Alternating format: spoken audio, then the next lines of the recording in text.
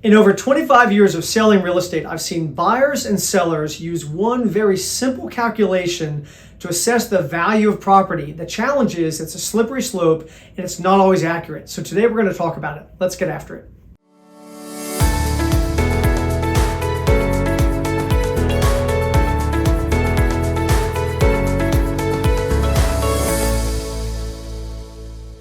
Okay, so today we're talking about pricing real estate, not just on the seller side, but also on the buyer side. There's this simple calculation that seems to be the catch-all. It's the easiest one. Everybody goes to it. Chris, what is? It's price per square foot. How easy is that? You got the square footage of the house, and you basically divide it, and you come up with, okay, this is potentially what the value of this property is. The challenge is that it really is a very simple, maybe too simplified calculation on the quantified side of real estate valuation when it doesn't consider the qualified or qualification component of it. So Chris, let's talk about it. You spent 15 years in the appraisal business. So you looked at appraisal values of property on a myriad of different ways, and you would never simply put it on a price per square foot basis. So what are the factors, what are the variables that oftentimes these algorithms, this simple calculation tends to miss right off the bat? Well, I think it's used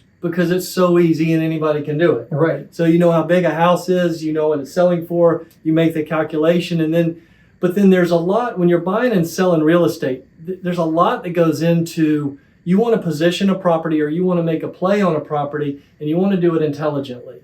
And relying on this simple calculation, this singular metric of coming up with some sort of conclusion is very dangerous. And there's a few reasons for that. And the reasons are pretty obvious. Mm-hmm.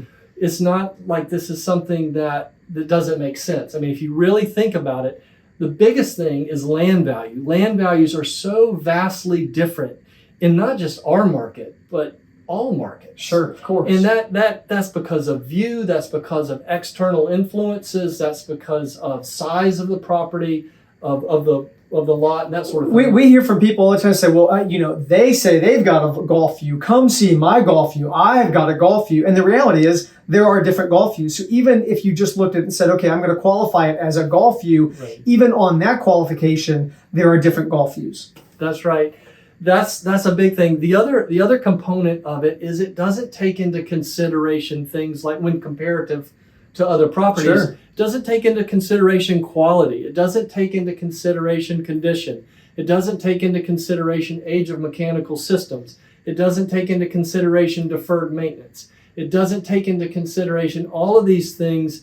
One of the things that people don't think about, but we see out in the field a lot, is it doesn't take into consideration the overall utility of a property. You might have a 4-bedroom house that's 3,000 square feet here and a 4-bedroom house that's 3,000 square feet here, right, and they sell completely at different price points because one of them has a floor plan that buyers can't wrap their head around. Right, and so that becomes a challenge. So that's massively on the qualitative side, right? So you've got quantitative equals, but in terms of market experience, a totally different reaction. And one of the terms that I've learned from you from all your time in that side of the industry is effective age. There's age, like, okay, this one was built in 2000, that one was built in 2000, so they must be the same, maybe there's similar quality of the way that they were built, but one has been updated within the last couple of years. So if it's significantly updated, which we all look at that because we sometimes find sellers like, oh, well, that house, are you kidding me? That still looks like exactly like it used to when they built, and we've totally renovated our house. That changes this effective age, doesn't it? Yeah, there's actually in an appraisal, there's 2 ages. There's actual age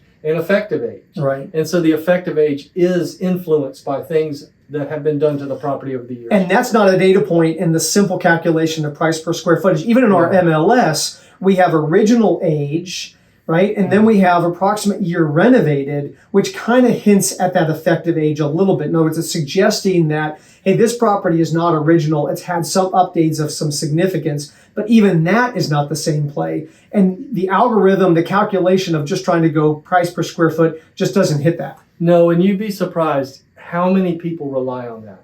And they make big decisions based on it. And so I guess what we're trying to say is there's a whole lot more to it. Buying real estate or selling real estate don't just look at that. There are a few market areas where all the houses track homes. They're all about the same size.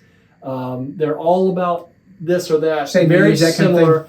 And maybe it works there, right? Like, okay, bit, well, yeah. this one had that model got the Carolina room, and this one didn't, and effectively about it all is the same age and all looks. Maybe that one has a little bit of a height. Maybe it works on the math works on that. Maybe, but that doesn't take into consideration changing market conditions. Right. And so, and here's the trick too, is again. that sometimes the people that added the Carolina or better this one, it had we're talking about usually cost per heated square foot, right? So you're diving into the data. Well, the data is often based off of Beaufort County.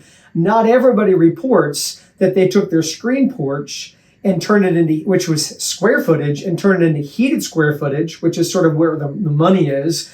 And so even the data set can be wrong because that hasn't been reported up to Beaufort County, and it may not even populate into the listing. I'm glad you brought that up. It was yesterday. We were listing a new piece of real estate. We had a really good comp, but the size just did not really jive. And so fortunately, we made an appointment. We went over there. And this was a comp. This wasn't our piece of real estate that we were going to bring to the market.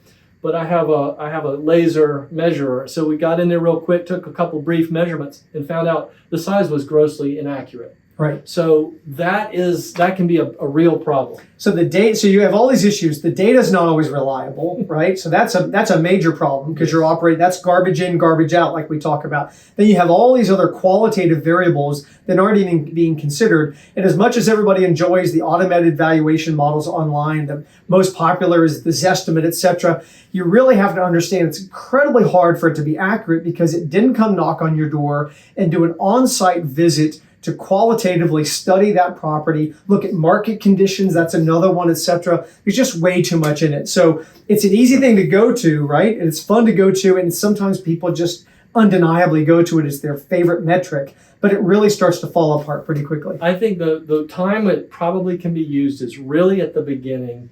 You can do a general quick look at it to see if you're out of line with maybe other things that you feel like are similar, and then you can dive a little bit deeper. It could be like just a warning sign maybe, right? But you should not rely on it by itself. Good framework, but the artwork in the middle hasn't been yet written. So, all right, well, thanks for your time on that. As always, we appreciate you guys paying attention to what we're talking about, and tell a friend to follow us on YouTube.